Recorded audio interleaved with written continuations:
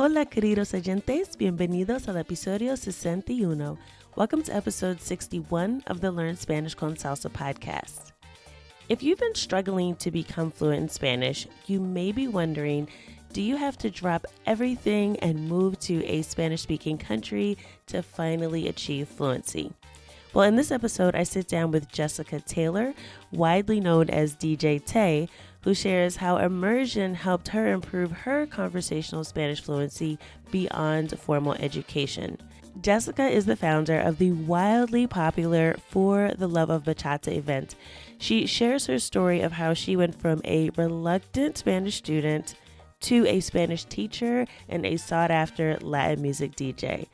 At the end of the episode, stick around because we'll also give you some information about some events that you can attend if you're interested in a true immersion experience with not only Spanish, but also with Latino culture. I also have a few discounts for you, so make sure you stick around to the end of the episode so that you can hear more information. So with that, let's get started. Vamos a empezar. Bienvenidos! Welcome to the Learn Spanish con Salsa podcast, the show for Spanish learners that love music, travel, and culture. Close your grammar textbooks, shut down the language apps, and open your ears to how Spanish is spoken in the real world. Let us show you how to go from beginner to bilingual. Here is your host, certified language coach, Tamara Marie. Hola, Jessica. Bienvenida a Learn Spanish con Salsa. Hola, gracias por tenerme aquí. If you could share with the audience, for people who may not know you, just kind of tell them a little bit about you and how you got into this thing called bachata. Sure. I run For the Love of Bachata here in Pittsburgh. I've been doing that for the last 7 years, and I was inspired to dance bachata and salsa actually back in college with some Latino friends I had. And I don't know, everything just kind of led me to where I am now, hosting events and DJing as well. English is my first language and Spanish is my second language. So what made you want to learn Spanish and what got you into Latino culture? I feel like everything in my life has been accidental. It's been unplanned, both with what dance has become to me, but also with Spanish. I'm currently a Spanish teacher. I teach kindergarten, first and second grade currently, but I have taught K to 5 in the last 10 years. And my students always assume that I was just always passionate and always the best student. And that's just not my story. So I started learning Spanish in middle school. I think a lot of people here in the United States, I almost didn't even take Spanish. I almost signed up for German because I thought it was easier, typical 11-year-old mindset. But thank goodness my mom intervened and guided me towards a language that would be more relevant to my interests. And then I kind of took it through middle school and high school, not really always liking it that much, but, always doing my best because I value doing good work. And it wasn't really until my last year of high school when I was in level 5 Spanish that I felt I'm starting to be able to use it. And that was all thanks to the teacher I had that year. She was really exceptional. And then even when I went to college, I went originally to be a computer and business teacher, not a Spanish teacher. But I tested well on the entrance exam when I got to college, and they let me skip out of a couple of the bottom level of classes. So I kind of thought maybe I will double major. And then at the end, I'll be fluent in Spanish at very least. And it turned out to be the thing that I love the most. Majoring in Spanish in college brought me into studying abroad in Costa Rica first and then in Spain. It brought new people into my life, and I've always loved and appreciated diversity, so that has been really great. And I also just learned how much more fun it can be to teach a language, because language encompasses all aspects of, being a human on this earth. You could teach anything while teaching the language as well.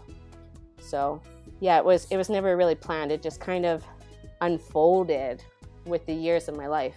Yeah, it's interesting that you say that because I think a lot of us, like you mentioned, being from the U.S., we all have a similar experience. They tell you pick a foreign language, right, in middle school, which in my opinion is way too late. So I'm encouraged to hear that you're actually teaching at K through 5 level.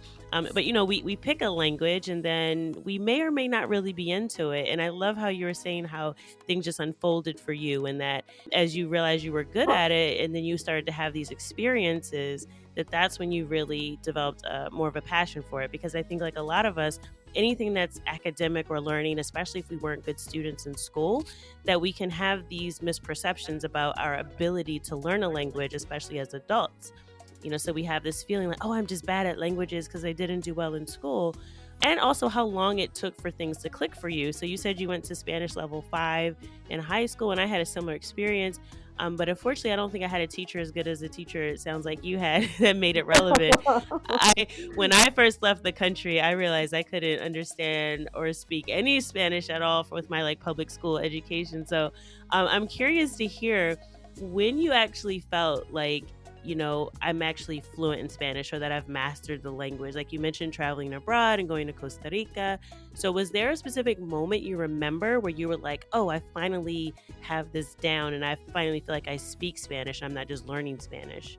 I don't feel like I had that aha moment. I know a lot of people get it, and it might be because I was spending those years of my life becoming a Spanish teacher and worrying about, was I going to pass the proficiency exam, and just always having that laser sharp focus on the accuracy of my language. I don't know if I ever stopped to appreciate the point that I was conversing fluidly, and effortlessly. But looking back, I would say it probably happened the semester I spent in Spain, thanks to the immersion and the length of time I was there. Because when I had been to Costa Rica before, that was just 4 weeks long. So it was a great experience. But looking back, I can remember times I had no idea what people were saying to me. But in Spain, I was living with family, so I was having conversations all day long. So do you think that immersion and actually being in the country was sort of the key to get you from sort of just where you felt like you were proficient, focused on passing the exams, to where you really started to feel like you were fluent? Yeah, absolutely. I think it's the best way that you can learn. If that's something that you can afford time-wise and financially, I think that's the best. So you mentioned travel, and we do talk a lot about travel on the podcast, and I do want to segue to talking a little bit about different places that you visited, and specifically an event coming up in the Dominican Republic in a few minutes. But first, I want to just kind of get at this idea of immersion. So I know a lot of people say that, in order to learn a language of fluency, that you have to sort of pack your bags and go to a different country. But for those of us who can't afford to do that or to stay for a long-term basis, what kind of advice would you give to them, and what do you do sort of with your students as well to sort of help create an immersion environment even if you're not traveling? So with my students, they're so little. In kindergarten and first grade, they're not even very literate yet. So it's really hard to recommend, a lot of the digital experiences that are out there that can be more accessible to people. So in my classes, I try to create lessons where I can use moments of kind of simulated immersion with them. And certain lessons lend themselves to that better than others. But I try to give them that experience where they have to figure out what we're doing in this lesson by using not just the words that they know, but by also learning to use their other senses to figure out what we're doing. So I did a lesson on sink and float with the students, and I had the big smartboard lesson with the objects, and I had the physical objects. I had a big container of water, and I wasn't using any English, but because they were learning to look for other clues, they were able to follow along and participate and make predictions, record their answers, decide if the prediction had been correct or not. So that's what I try to do for the little ones. If you're older, finding lessons like that is a challenge, right? Because like you said, our public school education didn't always have the best teaching methods. And you also find that in community education as well. but I would totally recommend for adults to find conversation clubs where you get together and everyone kind of agrees to speak the language together, because that's a place where you can really grow when you're experiencing that struggle to communicate, but that's where you grow, is when you push through. So that's what I would recommend. Yeah, and I found a great resource for that is meetup.com. Usually, no matter where you are, definitely in the US, but even in some other places, that if you just kind of search for Spanish meetups, you can find that. What I find, like you mentioned, just sort of that struggle of being able to communicate. What happens with like a lot of lessons that you take, or if you take a class, is that you always kind of have that crutch where you can switch back to English, right? Mm-hmm. If you get stuck.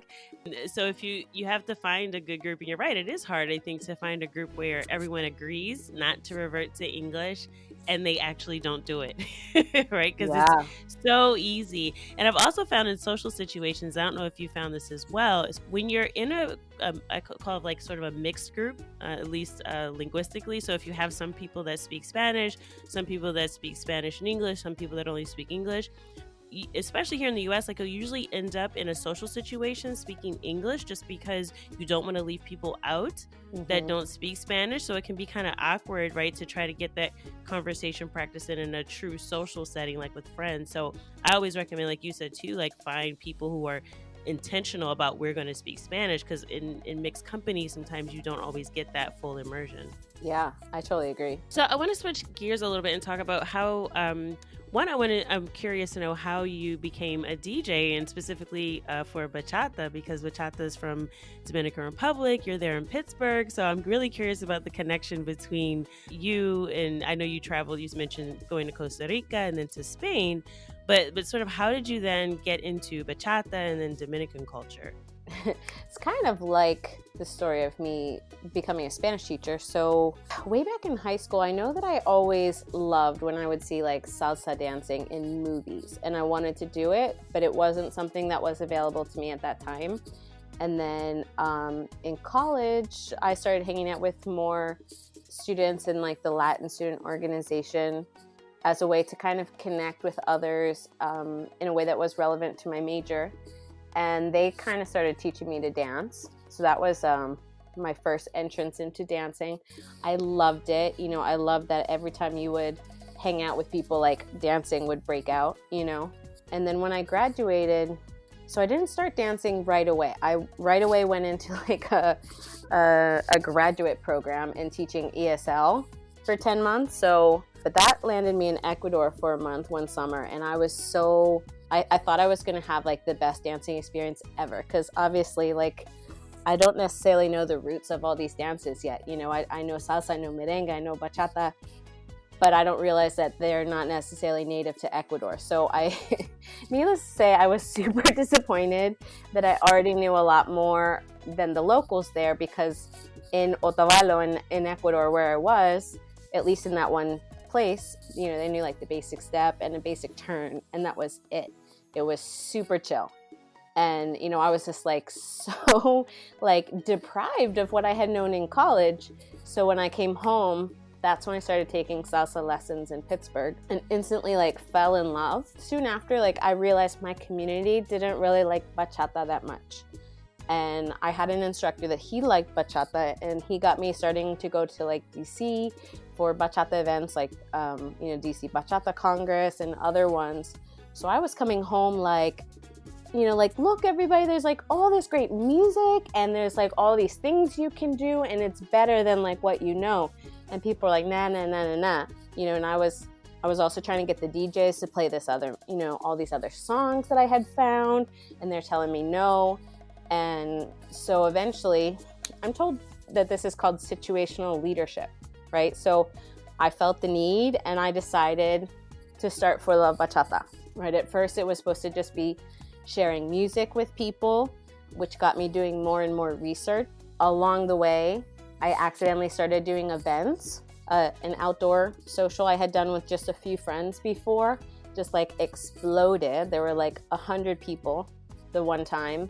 So that kind of propelled me into hosting events. And I did that for a couple years, and I was obviously playing my own music because the other DJs weren't playing what I asked of them in the first place. And I was just making playlists in iTunes, but other people were like, you think like a DJ. You think like a DJ. You need to start DJing. So I told them after I finished with my master's degree, because obviously I never stopped taking classes for some reason, I told them I would begin. So in 2015, I got my first controller and I started DJing. Well, I love that. I love the idea of like the DJ's not playing the music you like, so you become a DJ yourself. There's so many times I wish I could do that. I can't tell you. But anyway. This episode of Learn Spanish con Salsa is brought to you by the Spanish Conversation Mastery Course. Start speaking Spanish with confidence in just 8 weeks. The Spanish Conversation Mastery Course will give you the essential phrases, vocabulary, and practice you need to build your confidence speaking Spanish. Learn Spanish through dialogues with real Spanish speakers and over 17 audio lessons covering a diverse range of conversation topics, so you'll be ready for almost any situation. Easy fill-in-the-blank scripts are provided to help you develop your conversation talking points in minutes. Use the code SpanishConSalsa to get 15% off lifetime access to the course. Go to SpanishConversationMastery.com and start speaking Spanish today. That's SpanishConversationMastery.com. I know we talked about sort of your travels and learning Spanish, but now I want to talk about like your travels as a DJ, because I know you've been all over the place, and I've always seen for the Love of Bachata. I've heard great things about the events there that you have in Pittsburgh, and even though I'm from Baltimore, so I'm a Ravens fan through and through. So for me, it's enemy territory going to Steelers town, but I might be able to get over that for the Love of Bachata. That's hilarious. One event I want to talk to you about in particular, because I know it's coming up, and I had Carlos Cinta on the show last year. We talked a little bit about Bachata Paradise. And just for those folks who may be familiar with going to like a salsa congress, or like you mentioned, the DC Bachata Congress, that's like in a big hotel, and sort of you have workshops and you have performances and dancing. Could you explain a little bit about the event Bachata Paradise and how that's different from a traditional sort of dance, salsa, or bachata congress? It really is a cultural experience. Like you and everyone else are staying in one of several resorts in the town. They're all walking distance from each other, and the workshops are spread out at different venues. Like one is a dance school, one is a bar and restaurant, and there's a couple others, and everything's just walking distance from itself. So you're getting to know the town, you're getting to know the people, you're getting to know the sites. And then he's also built in these excursions. So every day you kind of get in a flow, like get up, you have your breakfast, you take your workshops, you get back, you get ready. And then one day it's the beach party. They take you to the beach and there's music and everybody's dancing and it's amazing. Another day it's a pool party, and another day it's a trip to a natural pool. It's just really incredible. And then when you come back from that, you have dinner, you get ready, you go out dancing in town again. Like, it's just so cool. It is such a cool experience. Can you talk a little bit about the town? Because I know you mentioned like it's sort of like you're in this particular town, and a lot of people when they think of DR, they think of Punta Cana, right? And they think of like staying at an all-inclusive resort and kind of just kind of being there and being on the beach. But tell us a little bit about the town and sort of like what kind of interaction you're able to have, since you mentioned it was such like an immersive experience being there. Sure. It is not like your big, fancy, Americanized resort feel. Even like the resorts, they have that Dominican vibe. Overall, it's like it's a smaller town. Like I said, everything you can walk to, everything's really chill. It's not super Americanized, which is refreshing for those who want to travel to see the culture, to experience the dance in its authentic form, or to practice the language. So the area Las Terrenas, is that sort of like a safe area of the country, or is it an urban area? Oh, it's very safe. I mean, I would never tell someone like just go out by yourself at night. Like, you always want to be aware of yourself, but it felt very comfortable. Like, me and one or two friends would walk everywhere together at night, and we never had an issue. There's always people out, so that is another thing that helps you feel pretty safe. But yeah, that the town just has kind of that chill vibe. So it's more like a small beach town versus like a big resort or like a big urban area. Yeah, for sure. And so you mentioned also like being able to talk to people and getting immersed in the language. So I'm curious because you said that you spent some time in Spain and in Costa Rica. And I know that Spanish spoken in Dominican Republic is very different than both of those places. So could you talk a little bit about, did you have any culture shock when you were, got there and you were talking to the Dominicans there, or were you just kind of used to it because you've already been listening to a lot of bachata? So was it like a shock for you, or were you able to like pick it up pretty quick? So I didn't mention earlier when I was talking about dance, but I had been to the Dominican Republic some years ago. It was in 2011. It was between studying programs, and I wanted to work on my Spanish. So I went to, first it was Santo Domingo, and I was staying in a Spanish school. But I actually got really bored in Santo Domingo because it rained all the time in the summer, and the beach was so far. So we transferred north to Sosua, and we spent a weekend in Samaná before we did that, which Las Serrenas is in Samaná, so I was already familiar with the area. And so I spent about 3 weeks total in the country. So I was already somewhat acclimated to the sound of the accent. I find that their accent is so like rhythmic and calming for me. But the like slang that they use, you know how they cut their words in half. They have their own things like que lo que, como tu ta. Like, those are probably the only two like phrases that I know what they mean. Because I was there for like 3 weeks and I came back still like utterly confused sometimes. So there is that. But you also get that when you travel, because there's like 21 countries in the world that speak Spanish. So it's, you just roll with the flow. But I did have that experience too. The first time I went to DR, as soon as I got off the plane, someone says, "Ay, Tamara, ¿qué lo que?" And I was like, "Huh?" I was like, "What's a K?" A K? I'm literally like trying to translate in my head, like the what, that which, what, huh? I was like, I don't know what's going on right now.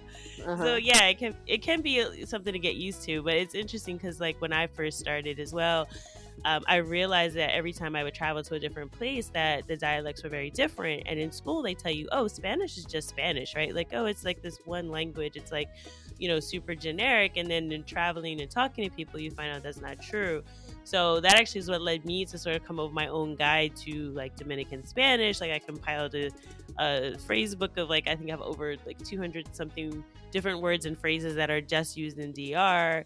And then worked with some of the teachers on the island to develop a course, right? Like with dialogues, because if you're not used to the accent, it's going to be hard, right? To kind of get up to speed, like, especially if you're just there for like a week for an event. So I had developed that because there just literally was nothing out there. And it's even different, like even if you have friends that live in the US that are from the Dominican Republic or have families from there, like I find that even they speak differently. So like when they go back to the island, people go, oh, you talk like an American, right?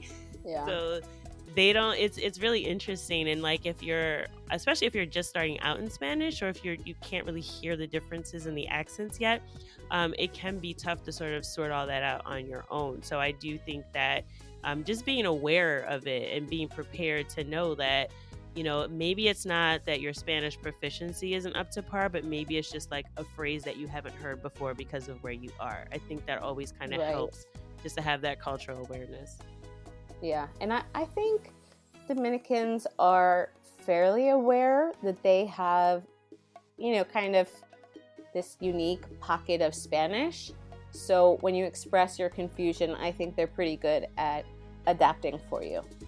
Yeah, I think there's this like, I actually don't believe in neutral Spanish, but I do think that there is this thing that happens even amongst native speakers when they know that they're from different countries, that they sort of have to adjust and adapt. Like, okay, you're not from where I'm from. Just like I would call it the same as like if you are talking to someone in your family versus like someone at work that you just met, like you're not going to go into like all of your, insider phrases and like stuff that only you talk about your family with. But it's kind of like that, right? Like you're aware of like who you're talking to and you sort of adjust so that they are more comfortable. But it is cool to kind of know ahead of time some of the phrases like que lo que, right? So yeah, that one you're going to hear all the time. yeah. Just don't walk into a business meeting saying that. But yeah, definitely if you meet informally, you can say that. Okay, well, Jessica, I want to thank you so much for your time and sharing a little bit about your experience with Bachata Paradise. Really glad I got a chance to talk to you about the event and also just hearing about your experience. And I hope that really inspires anyone that's listening who may really be into Latin dance, to Latin music, but you don't speak the language. That you don't have to start out having been a genius at languages from birth, that you can, it is something that you can pick up even as an adult, and it's something that you can learn. So Jessica, for those out there who are not familiar with For the Love of Bachata, how can they find you on social media and get in touch with you? You can follow on Instagram at For the Love of Bachata. On Facebook, just search For the Love of Bachata. You could like the page. And on those two social media platforms, I post all of our events. I will post on the Facebook page. I'll also post about other events and dancers and stuff that could inspire you. And if you want just a lot of information concentrated about For Love Bachata events, I would go to the website, which is forlovebachata.com. Great. Thank you so much for your time, and thanks for being on the podcast. My pleasure. Thanks for having me. I hope you enjoyed that conversation with Jessica. Now, if you're interested in your own Spanish immersion experience, I definitely would suggest that you check out the event Bachata Paradise. If you're interested in more information, you can go to bachataparadise.com, which is BACHATA paradise.com. I'm also going to include a link in the show notes with all the information about Bachata Paradise and also Jessica's event For the Love of Bachata. So you can check out fortheloveofbachata.com as well if you're interested in attending an event in the U.S. But if you're ready for a full immersion experience and you want to go to the Dominican Republic this May, join us at Bachata Paradise. Yes, I said join us because we will be having a meetup for any podcast listeners that attend the event. I will be there this year in 2020. It will be from May 21st to the 31st, so it is a full 10-day event. There are 4-day, 7-day, and 10-day packages available. So if you can't stay for the full 10 days, you can definitely check out one of the shorter options. Now, this is an all-inclusive event, so your pass includes your lodging, your transportation, so you get your transfer from the airport to the resort where you're staying. It includes meals, it includes all the parties, workshops, performances, everything that's going on at the event. And in the town of Las Terrenas, you'll be able to attend with your pass to Bachata Paradise. Now, I will warn you, if you're listening to this in 2020 and it is before May 21st, and you're thinking about going, I would definitely get on it right now, at least to secure your deposit because spaces are going quickly.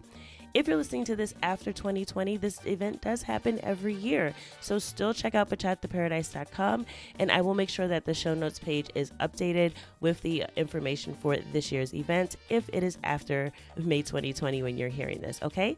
So go to learnspanishconsalsa.com/61. That's learnspanishconsalsa.com/61. And there you'll be able to access the show notes page with all the information about the event. Now, if you're sure that you're ready to check it out, you can go right to bachataparadise.com.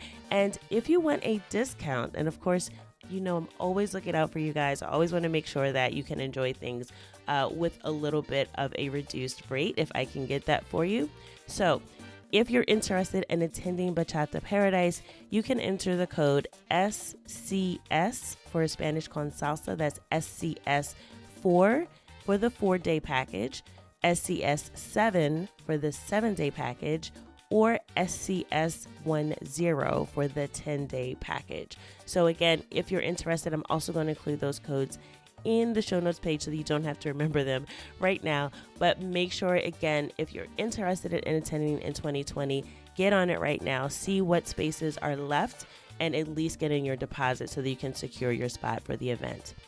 So I hope to see you in the Dominican Republic this May, if not, hopefully on a future trip. And whatever you do, make sure that you find an opportunity to immerse yourself, not only in the Spanish language, but in also an aspect of Latino culture that you love, whether it be literature or music or dance, whatever it is, make sure that you have a full immersion experience, because that will definitely help you achieve fluency faster. So that is it for this episode of the podcast. I hope that something you have heard today has helped you go one step closer from Spanish beginner to bilingual. Hasta la próxima. Thank you for listening to the Learn Spanish con Salsa podcast at learnspanishconsalsa.com.